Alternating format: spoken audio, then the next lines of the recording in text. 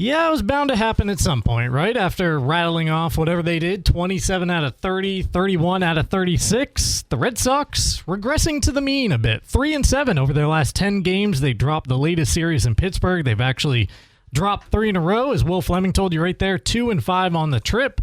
But at the end of the day, not a lot of harm done when you look at the standings, because they're still 5 clear of now the Orioles in that ever-changing, just revolving door, I should say. That's the third wildcard spot in the American League.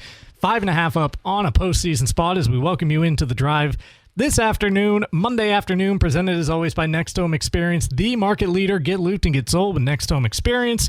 I'm Mark Paulette, joined by Ernie Clark in the Greenway Equipment Studios, brought to you by Greenway Equipment Sales, your locally owned John Deere dealer. See the Smith Brothers in Bangor and Ellsworth, because nothing runs like a deer. Dropping 2 out of 3 in Pittsburgh. We were just talking before we came on, Ernie, kind of just a blah day yesterday for the Red Sox with like a 2-hour rain delay or whatever it was in the middle of that game. And another series dropped, but they were so hot that it's almost easy to expect something like this on the other side of it. Yeah, I mean, the saving grace of all that was with the 2-hour and 34-minute rain delay, was that they weren't flying in from Seattle or Los Angeles and something like that. It was a short flight from Baltimore. But the two, and it's interesting how the American League East now is starting to assert itself here, because everybody's in playoff positioning. Pretty almost. much. Toronto is, one game back or something out of the third spot? Yeah, they're a game or a game and a half behind Baltimore there, because I wanted to look it up today. Yeah, Toronto 1 game behind Baltimore, who's half a game up on Texas for the final spot, because MLB did away with the game 163 as part of the last collective bargaining agreement. So tiebreakers now come down to season-long standing tiebreakers. So I was curious, could there be a scenario at the end of the season when, in some sense, all 5 teams are in a playoff scenario out of the East? Wouldn't be the case, but 4 out of the 5 could get there. Oh, certainly so. I'm just looking here at the standings as of this morning, because you have the Yankees, Red Sox, and Orioles, right? Yep. They're the 3 wild cards, so there's 4 of them. Yep. And then you have the Blue Jays 1 game back, but they are one of 6 teams that are 2.5 games or less out of the third wildcard playoff spot. It's crazy. I mean, but it just tells you what it's all about. This is a little bit extreme in terms of how many teams are so close, but yet it's this kind of the same thing every year, where as long as you're somewhere around 500, and we're stretching it, have a shot. And these teams, I don't know. The Orioles aren't even 500, are they? Are they 1 back? They're either 1 under or right at it. Yeah, I think it might be 1 back. The last team on the list, though, whoever it is, if you go down to... Well, Mariners are 2.5 back. Mariners, they're the last on the list. And at this point, they have basically the opposite record of the Red Sox, who are 66 and 58. 58 and 66 are right around there, is keeping you in, quote, in contention. 8 games That's under 8 500 games. with a month and a half left in the season. Yeah. Quote, unquote, you're in it. Everybody's got a battle. These all must-win games. You can't take that 2-5 road trip lightly that the Red Sox just had, because it brought the pack back to them a little bit. Hey, reinforcements are on the way. I just got done booking us a Sea Dogs guest tomorrow, because the Roman Empire swinging back through Portland and Hadlock Field starting tomorrow. Trevor Story was on the field with the Blue Sox yesterday. Well, that takes care of everything. He and IKF are heading to Syracuse this week with Worcester to try to work their way back. But yeah, it looks like, at least on that front, those guys...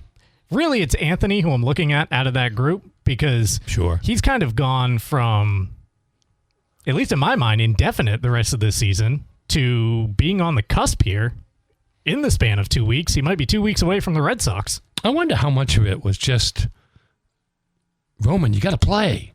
I mean, these other guys are playing hurt with broken fingers and dislocated thumbs and grinding through. It's like, you got to play. Now, who knows what will happen now that he's going to be back on the field as of Tuesday. I mean, it kind of happened fairly quickly, but I have a feeling some of that was kind of a mind-over matter, like, would you play, please? That's kind of why, that was the thought anyways, why he was down in Florida, right? Remove every distraction you can from the equation. Yeah, but the reports we got from Florida were not he still wasn't doing much down there. He couldn't do anything. Couldn't swing a bat. Couldn't swing a wiffle ball bat, for crying out loud. But hopefully he's back, and hopefully, I hate to say he's back too soon, but you hope he doesn't get hurt again. That's all. I mean, it's kind of, you don't want him to kind of fall into the Marcelo Meyer trap of just not playing. Yeah, just the fits and the starts and not being able to get out of your own way after a while. And they need him. I mean, they certainly need him because how much longer can you put up with Jarren Duran in left field? Well, I know. That's kind of the thing. Like, I was listening to a clip earlier today, Chris Cotillo and Sean McAdam on the Fenway Rundown podcast talking about we opened the season with this idea of an outfield logjam that never really came to fruition because Anthony got hurt and it all worked itself out. You might be heading back towards that. Now, Yoshida went on the IL over the weekend, so he's out of the picture for a little bit. But Jarren Duran, isn't exactly... he doesn't have that spot locked down because he's been hitting 200 for the course of the season, and it's a very streaky 200. He'll go, I don't know what the exact numbers are, but say 10 for 33 in a week, and then he'll go 2 for 33 for the next couple of weeks. Yeah, it's and again, he's got probably second on the team in RBIs. He's got like 60 RBIs, and that's fine, but he's for the most part been kept in positions where he should be driving in runs, even if they're just sacrifice flies, which is a good thing for him. But I mean, if you wind up by the 1st of September, or even less, with Anthony in left, Raphael in center, and Abreu in right, it's kind of what you wanted in the first place. That is, yeah. You kind of wonder how you would have been if you had them all a little bit longer. And it's been mostly, obviously, Anthony that's been out. But, things might be looking up in that sense. And then what do you do? I mean, I don't know how long Yoshida's out. It's a hamstring, right? So who knows on that? You just never know on a hamstring. It's kind of, you just got to feel it out a bit. Depends on, exactly. You kind of take that one day to day, week to week. But, and then you're basically back to where you were at the beginning of the year. But it's kind of, as long as Anthony stays healthy, it's kind of already sorted itself out. I mean, if Anthony comes back and hits, well, all you got to do is show Duran the stat sheet, and sorry, you're going to get your chances. You're going to DH once in a while, and you're going to, we're going to try to use your speed a little bit. But God Almighty, you've had well over 400 at-bats to pile up a 200 batting average. That's not good enough if we're going to try to make a run here at the, American League Championship. Whatever it is, yeah. So that's now giving Red Sox fans hope of having Roman Anthony at the top of the lineup. You think about the moves that were made at the All-Star break. Does Curtis Mead come back middle of September, end of September? You add him into somewhere in that top 5.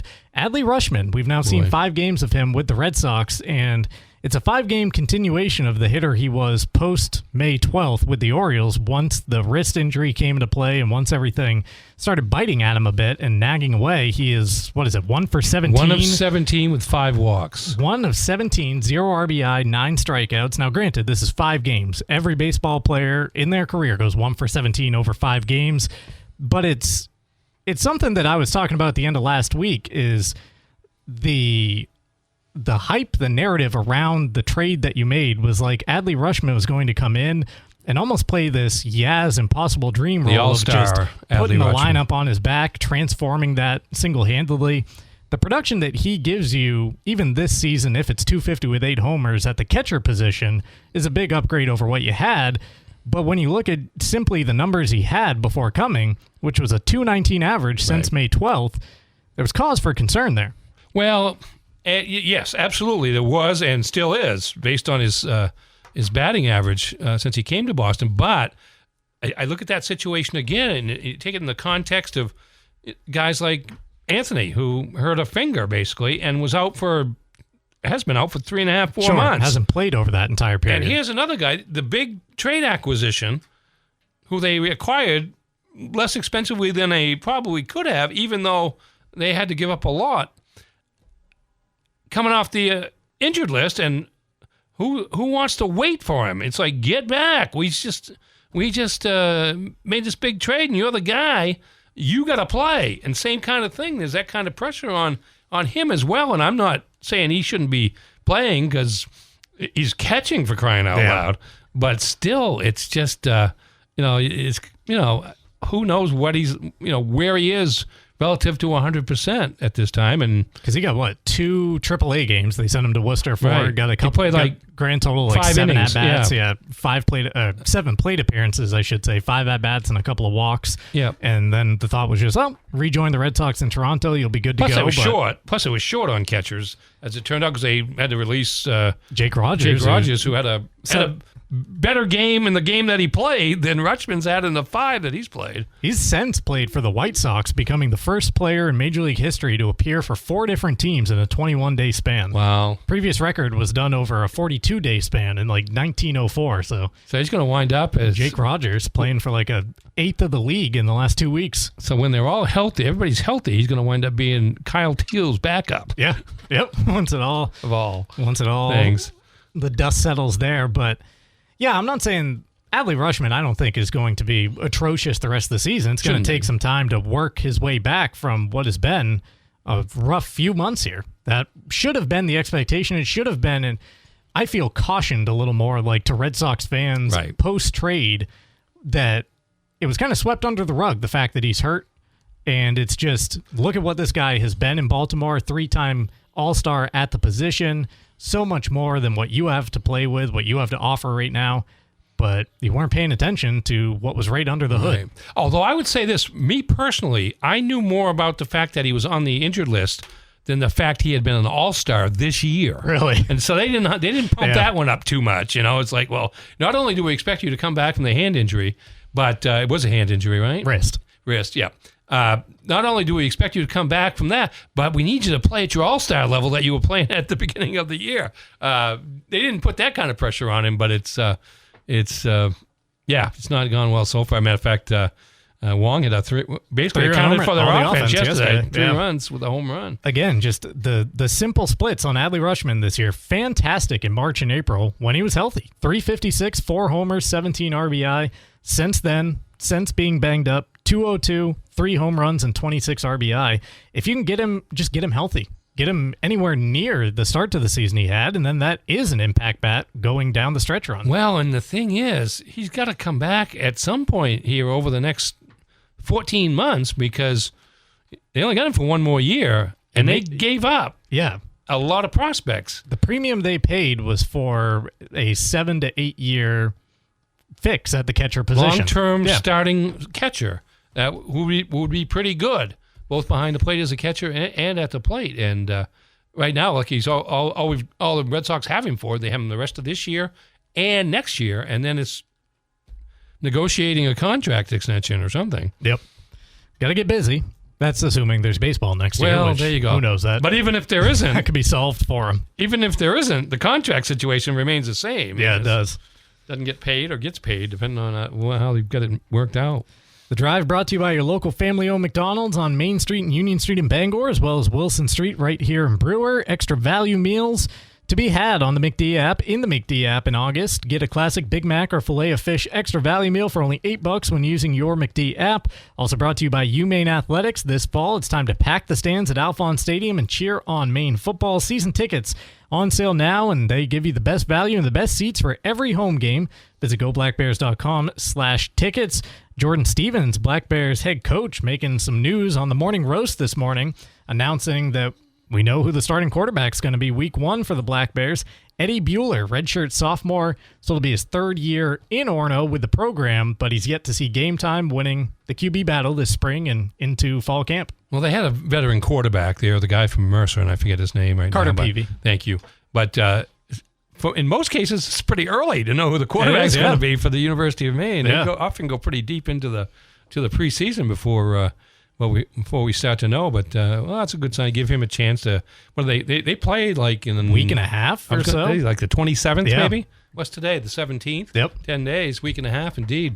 So it's coming pretty quickly. So be good to give him a week to just kind of get all the starting reps and get ready to go. Absolutely. We'll be hearing a sip of that roast coming up in the second hour of today's show.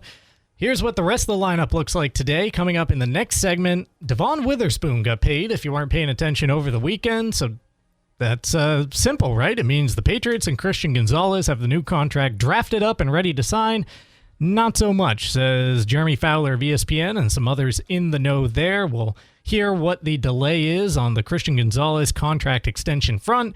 We'll get you a meatball of the day and some Sox props. Ernie is repping his Cardinals in the studio today because, boy, oh boy, did they serve up a historical one over the weekend. Yeah, big ones. Mark Whitten had a... like 12 RBI game or something? Best back in the day. That's all I've got to pin my hopes on lately is these individual it's Joshua Baez. Yeah. Rookie, Boston native of all things, but came up over the weekend. First game against the Cubs over the weekend on Saturday. 3 at-bats, 3 home runs. Sprayed it, too. Center, left, and right. All over the place. That was impressive. Yeah, you can't scout him successfully. Cardinals, between him and Jordan Walker, just sprouting 6'5" outfielders off trees these days. Yeah, Walker just kind of emerged this year. He's been with the team for a year or two, but emerged this year. And I don't know. I haven't looked at this. Haven't had a chance today to check their playoff standings, but their situation is not. It's not quite as close. And I'm talking about the volume of teams in contention in the National League. It's not quite as close as the American League, but there's still a lot of teams. Yeah. I mean, when you consider everybody's got, 40 games left? Something like that? Right around it. Yeah. How about, I was checking the Cardinals box score, too, after he did that. Blaze Jordan, batting like 8th or 9th on a semi-regular basis for him here. Fairly regular time, so... Chaim Bloom knew blast from the past. Who to pick off the Red Sox roster. I guess he did. So that will be what the first hour looks like. In the drive at 5, we'll open up the phone line because we have a pair of Zach Top tickets to give away to that concert coming up on August 22nd on the waterfront. We'll do that right around the top of the 5 o'clock hour. We'll get you that sip of the roast, talk some local sports as well because the fall season technically begins today. It's August 17th, but all practices indoors are happening, baby. Pretty much all indoors. Yeah. I mean, you could go outside now. It hasn't rained much in a while. It's like a little mist every now and then, but yeah, first day of practices. High school football starts in a week and a half. Yes, it does. September Thursday night 3rd football on Ticket TV. It's Orono and Old Town. What was that, 2 weeks from Thursday? Yeah. Yep. It's coming right up. Yeah. A couple of blinks, and we will be there. Football season right around the corner. Yeah, get ready, kids. School's coming around the corner. Yes, it is. A little earlier start time, too. You're getting in front of it, getting in front of Labor Day this year, right? Well, Labor Day is as late as it possibly can be. Yeah. It's the 7th of September, so it can't be any later than that. So, yeah, by definition. I know a lot of schools are starting, like, I think on my way, it's like August 26th.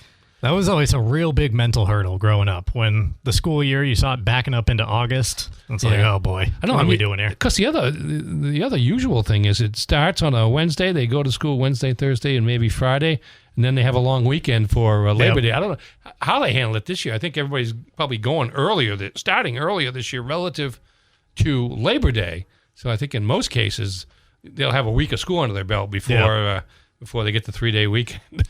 And for us in the sports calendar, that just means the NFL, we got to wait that extra bye week at the start of September. That was so wonderful when it disappeared off the schedule last year because of the timing of Labor Day. You just get into September and the season begins. First game is September 9th. Yep. Wednesday, September 9th. That's at Seahawks. Now we got Wednesday? Do we have Thursday and Friday games? I don't believe Thursday Friday. There's because one in Thursday Australia, right? Is the Australia game between the Rams and the Niners, which is technically Friday down there. Well, that's true. Maybe they're checking both those boxes. So Wednesday, Thursday, Sunday, and then at that point, I think that's a full college week on Saturday too. I think I think they start with week 0 the week before. So, so all of a sudden, football hits you hard. It is getting busy here soon. It seems like we're in the dog days right now, but they will not last for long. The drive brought to you by Bangor Window Shade and Drapery, offering custom blind shades, drapery, and outdoor awnings at 105 Main Street in Bangor. When we come back, talking Christian Gonzalez and his contract situation with the Patriots. Yeah, Christian Gonzalez hasn't been on the field in the last week with the Patriots. He got banged up before the Colts came to town last week for joint practices and the final team practice. He was guarding a receiver in the end zone, came down hard on his side. We haven't seen him since. The team and everyone who reports on it will tell you it's because of that injury. Ernie, I'm calling BS on all of it. Well, we've not heard or seen or read, I don't think anybody has read or heard or seen what exactly the injury is. And that's kind of unique in terms of my thinking at this time of year. Usually, everybody else, you know what the deal is. You know, it's a hamstring, it's a this, it's a that. He came down hard on his side, and it resulted in a slightly bruised ego. And the fix there is beating $132 total million, $101 million guaranteed, and $33 million annually, which are the marks that Devon Witherspoon signed for over the weekend. Now, there is a story beyond the story there, too, because you wonder if it's kind of some agent shenanigans going on a little bit, because Witherspoon and Gonzalez both have the same agency, the companies, and I think it's the same guy that is the agent. And the thought is that, given the Patriots' history regarding big contracts and cornerbacks in particular, by the way, that it would maybe put a little more pressure on the Crafts if they signed. If Witherspoon was signed first, he signed back with the Seahawks, and so now the bar is set at the numbers you explained: $33 million annual average value, and then the big guarantee money for 4 years for $132. So the number has been set there. Now, how much farther or further Gonzalez wants to go beyond that to establish himself as the king of all cornerbacks, we don't know. Starting to hear a little more along those lines. Tommy Curran was talking over the weekend on NBC Sports Boston. Actually, we got the soundbite for you. I'll play it here. How Gonzalez isn't solely concerned about being the top-paid cornerback this year in 2026. He's worried about being the top-paid corner in 27 and 28 when the cap is set to increase by almost $30 million. Right. Interesting point there, because as Tom points out, you're not only setting the precedent here, you're setting the precedent for your next negotiation, potentially. I believe if he signs an extension here right off quick, he will be the 11th member of the draft class of 2023 that has already gotten their second contract with 2 years left on their original contract. There's been a lot of guys active out of that class. That's something that is working to the players' advantage right now. Oh, yeah. Because they don't have to wait till their contract runs out before they can make these demands, and that's what's been going on with all the cornerbacks in particular, but pretty much anybody who's had a couple of good years coming out of that particular draft. The other thing I was going to say is Curran mentioned that the payroll goes from 301 to 330. Yep. For in terms of the team. Well, the players plural are supposed to will get half of that, because they're supposed to get 50% of all the money. So it's not like he's asking for money that is not there or not going to be there, which works to his advantage as well. But the Patriots have a nasty history of not keeping their best cornerbacks. I can't think of the best cornerback who stayed the longest right off the top of my head, but I think about guys like Lawyer Malloy's going back to the early 2000s and the start of the dynasty. Lawyer Malloy, they didn't want to pay him. He left. See you to Buffalo. And then it was Ty Law. Yep. Didn't want to pay him, and he left. After the 04 Super Bowl. To the Jets. Darrelle Revis, they actually signed him for 2 years. I think they got him from Pittsburgh. But the first year was... That was the money year. That was on the cheap. That was on the cheap. And then the second year was big money. And so they didn't keep him for the second year. They kept him for the first year, and even the second year. Even a guy like J.C. Jackson, who actually was playing... I forget who... He was opposite Stephon Gilmore, who came after Darrelle Revis, who was the next guy that they didn't want to pay the highest premium to when it came time. Yeah, he wound up going to Carolina, I believe, from Foxborough. Yeah, we can keep going with it. And J.C. Jackson, who was the other side cornerback with Gilmore, had a huge year, made All-Pro. Like his first year with the Patriots, had 8 interceptions, which I think tied for the league lead. And they didn't want to pay him any money either, and he wound up going to the Chargers, signed a big contract. Now, in fairness, in this particular case, he didn't work out for the Chargers. He was pretty bad. Sure. Matter of fact, the Patriots got him back briefly. Yep.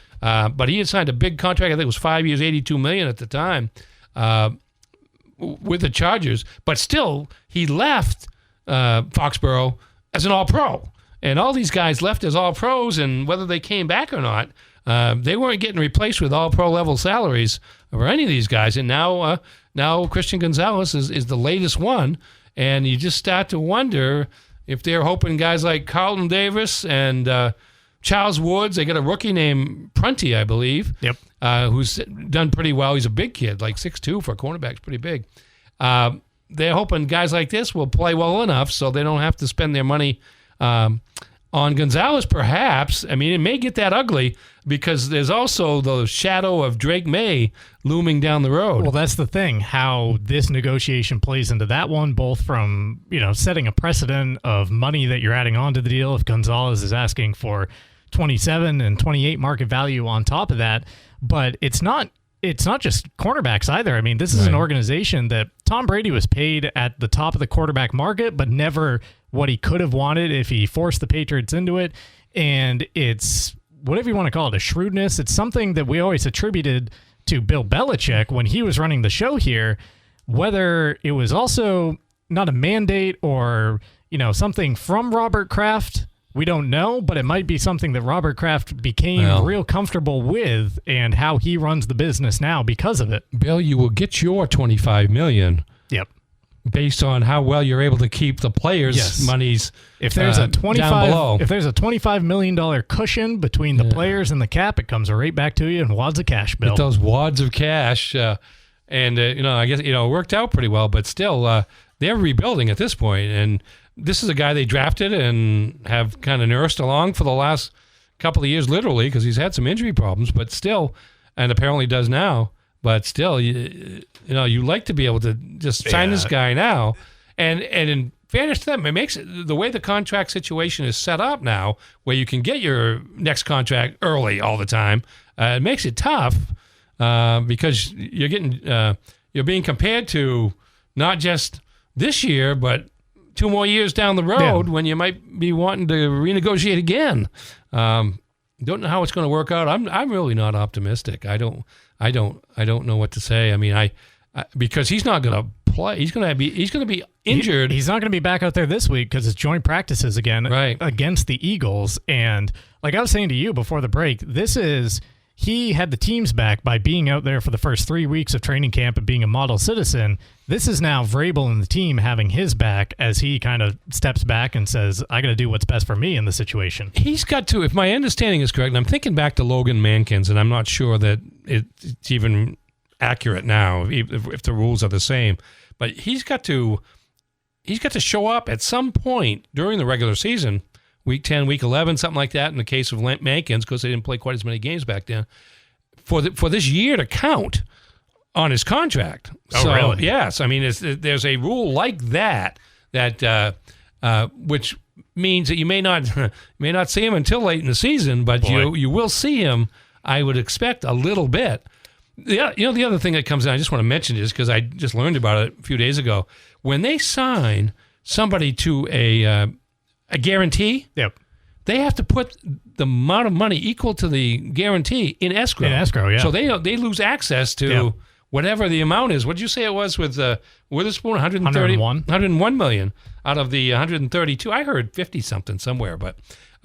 this isn't like Shohei where you just kick that can down the road and say, we're deferring it for years. No, not at all. At least the Crafts have to have that money at all times because it's, quote, guaranteed. And that's another thing that comes into it because it's money they can't use. Not like they're broke, but it's money they can't use, and that figures into the negotiation in terms of how much we're going to pay the guy and how much of it's going to be guaranteed. While we're on the subject, Drake May was kind of asked about how Christian Gonzalez's contract negotiation, how this situation could play into his in the future, if he gives that any sort of thought. This was about a week ago between him and Phil Perry. Here's what the QB had to say. Just, shucks, Drake May back there. Not thinking about the generational wealth coming his way, but he can force the issue if he wants. The Patriots at the same time can say, you're under contract for 2 more years. Then we have the 5th-year option after that. Then we can just start franchise tagging you if we want to drag our feet. Yeah, they can't keep him forever, but then he gets pretty ugly. And then he gets pretty ugly, and May has shown no signs of doing everything but just trying to make everybody happy right now, which is exactly what he should be doing because he doesn't have the leverage, if that's the right word, that Gonzalez and guys in the class of 23 has. Now, he will start to get that next year, 3rd year of the 5-year deal out of the draft. But as we're finding out, that doesn't really mean a lot. It just means if you're good, you want your money sooner, and he's going to ask for it. And then, of course, next year you got to throw in. Let's see how much A.J. Brown's going to cost you next year too, because he's going to be a free agent.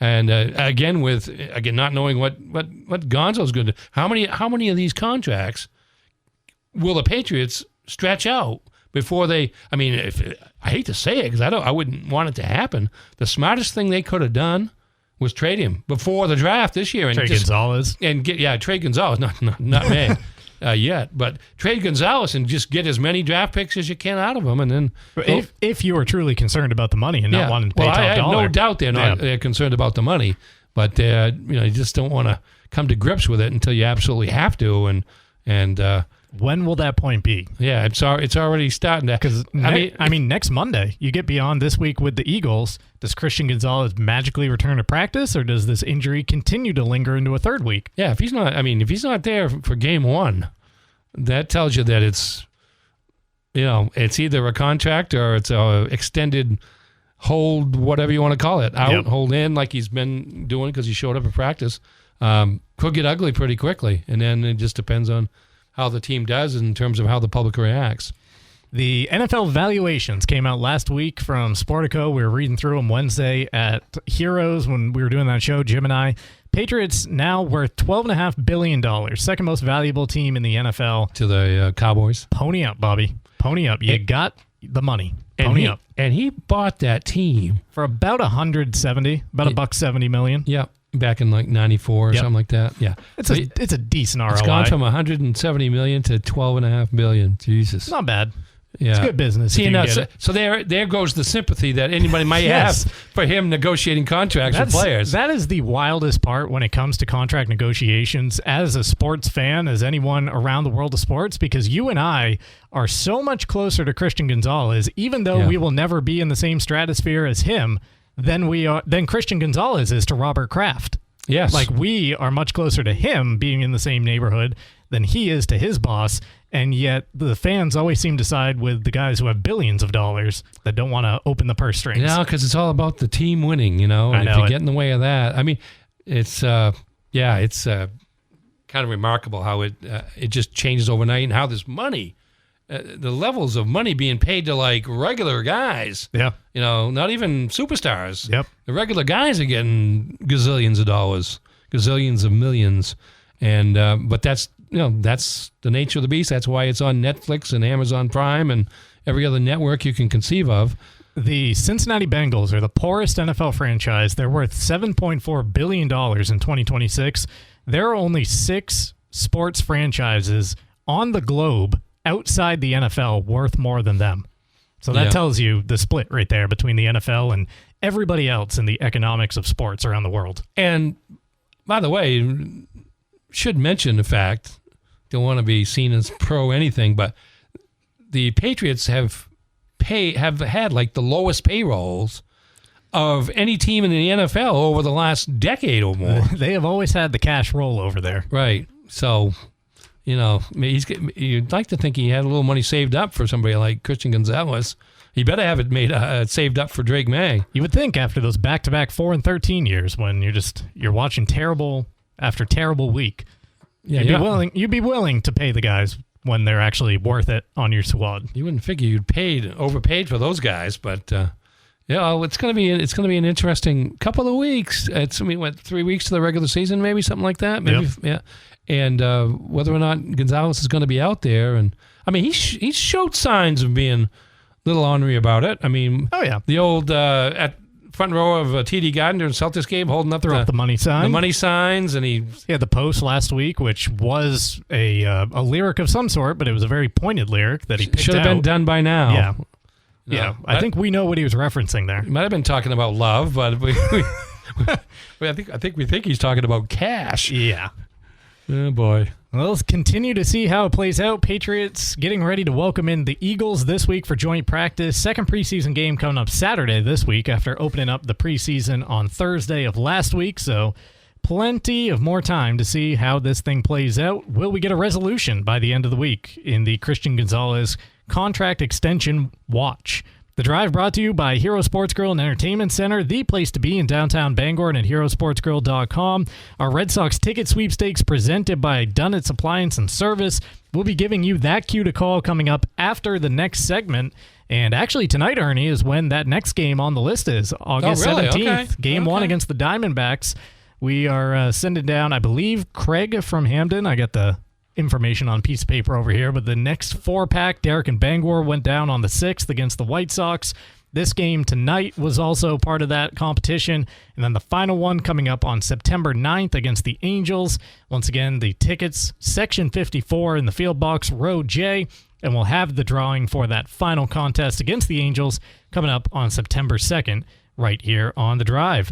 The Drive also brought to you by Premium Choice Broadband, local, family-owned, and bringing affordable high-speed internet to Maine for over a decade. Call or email and mention PCB the Ticket to get 1 free month for new residential customers. Visit PremiumChoiceBroadband.com for details. On the other side of this timeout, we have a sports center, a weather forecast, a meatball of the day, and we round out this first hour by finding a Sox prop for tonight's contest. Wrapping up the first hour of The Drive with Josh Baez's historic Major League debut over the weekend at Wrigley Field. The kid out of Boston. A Boston native went to Dexter Southfield High in Brookline, Massachusetts before getting drafted to Major League Baseball. Hit a home run in his first 3 Major League at-bats. First one, as you heard right there, coming on the first pitch that he ever saw. You can't have a more charmed life, more charmed start to Major League life than what Mr. Baez had there over the weekend at Wrigley. Oh, my goodness. Doing so to all 3 fields, too. The first one demolished to straightaway center toward that manual scoreboard at Wrigley. Second one, a screaming liner to left, and the third one the opposite way. Pretty rugged individual at 6'3", another big corner outfielder for the Cardinals. I will say this, though. He got home runs his first 3 at-bats as a Major Leaguer. 0 for since then, right? 0 for 6 since then, including 0 for 4 this afternoon. But the Cardinals did beat Cincinnati 2-1. But hitting the skids now. Still batting .333 with 3 home runs and 5 RBIs in 3 games. Still a solid, jumping off point for the rest of your season and career for Mr. Baez. We could wish that from our new catcher if you're a Red Sox fan. Yeah, Adley, or when Roman comes back into the lineup, if you want to. Yes. Tattoo 3 on the first night there. Go right for it. How's this for a stat?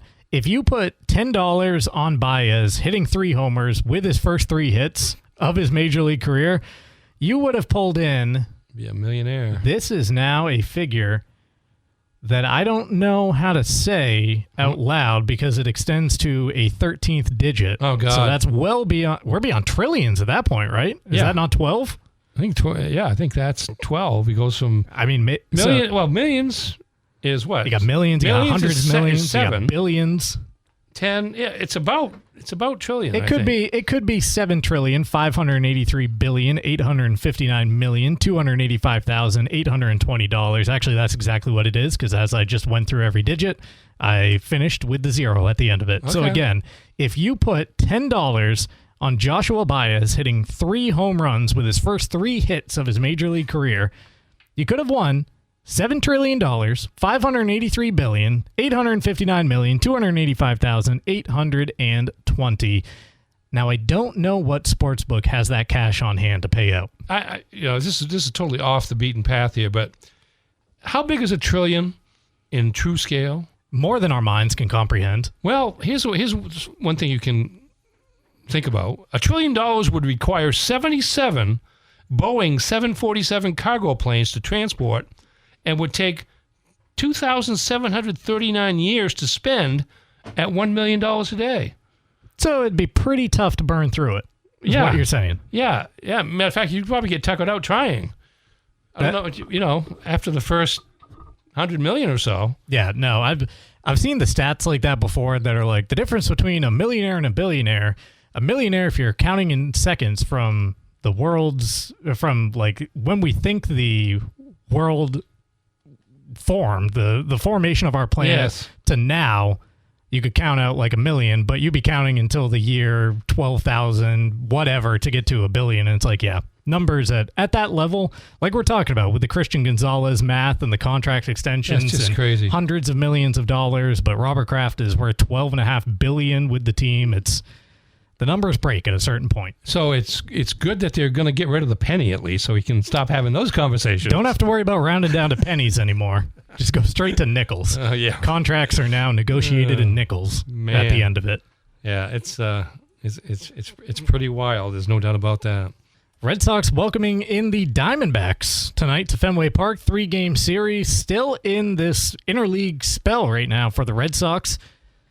Trying to get back to winning ways. They've dropped the last 3 series after winning 9 in a row, which again matched a 114-year franchise record. So that doesn't happen all too often. You would try, or you would think that they could be a little better than dropping the next 3 after it, but that's the way of baseball. You regress to the mean. Tonight, it is an opener on the mound, so we can't really bet on the pitching side of things. But is Bayo coming in? We know it's going to be Bayo, but with the way that the sports books work, unless something's certain, they don't put it out there to wager their end on. Alec Gamboa is the opener tonight. 1.59 his ERA in about 17 innings pitched so far this season for the Red Sox. Mitch Bratt, I believe a lefty going for the Diamondbacks. Basically the same record between these two teams this year. D-backs at 66 and 59, Red Sox at 66 and 58. So if we can't bet on the pitching, that means we got to look at the hitting, and the hitting has been a little unpredictable as of late. Yeah, it's gone back south. Last night you had a 3-run homer, and that was it for offense basically. I don't know how many hits they wound up with, but the run producing has kind of been on hiatus. It has been. Now, that number that I've been paying attention to all season, when the Red Sox score 3 or more runs, and they were on for the longest time, better than like a 120 win pace when getting there. During this stretch, when they've dropped 7 out of 10, they're 2-6 scoring 3 runs. So they've hit that mark, but it hasn't mattered during the stretch because they're giving up runs. Trouble now in the back end of the bullpen with both Justin Slayton and Garrett Whitlock going to the IL. They're having to call up just random guys from Worcester on a taxi squad every day. Well, didn't this Burgos guy...